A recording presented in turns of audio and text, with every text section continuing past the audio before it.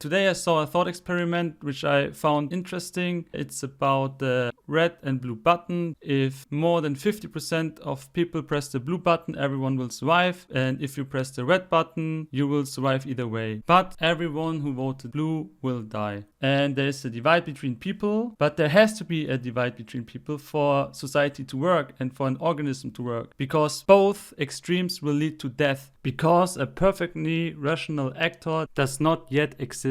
If you vote blue and only blue people exist, you end up with a society that has too much empathy. This will lead to death because you will also empathize with criminals or with bad actors or with cancer. You say, yeah, you cannot cut out this cancer because it also deserves to live. Choose red, you risk ending up in a society full of delusional people who think they are always a perfect rational actor, that blame others because there are moments in which a human does not act perfectly rational. And this might change in the future, but this is how it currently is. And there will be war and death. Red is basically saying, no, remove all cancers, but I am always right.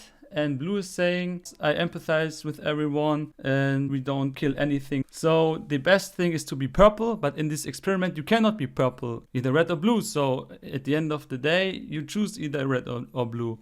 And both are right and both are wrong. I also politically see red as Republicans and blue as Democrats. Red are like people who say, no, don't tax the rich. And blue people say, no, everyone deserves equally amount of money. And that's a normal way to think, like being left when you are young. Because you have classmates and you see some have rich parents, some have poor parents, and you say, hey, we all make the same homework. It's unfair that some people are rich and some are poor. But as you grow older, you realize, oh, some people actively choose an easy job or choose a job that doesn't pay well and where they can be lazy and can enjoy their life, while others choose a job that's very hard, that destroys them within, and obviously they deserve more money. Both sides have their rights and wrongs. You cannot just let cancer eat you, but you also cannot just remove everyone that doesn't fit in your perspective. And this is what the experiment shows. It compresses the entire political spectrum into one thought experiment. People even get angry over the thought experiment the same way they get angry about politics. So it does not make sense to say, oh, the red people are selfish, or the blue people are stupid because they have too much empathy.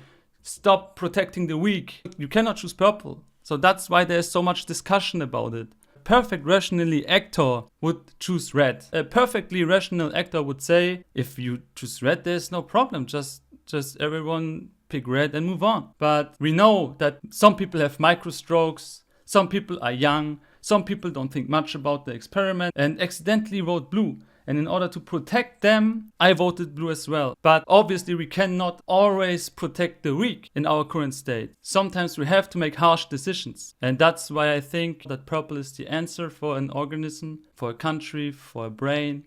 Also, this discussion is not only between humans. It also happens in your brain. Your neurons are constantly, when you think, you have red neurons and blue neurons. And it also happens between countries. There can be more blue countries or more red countries. You know, there's war between countries.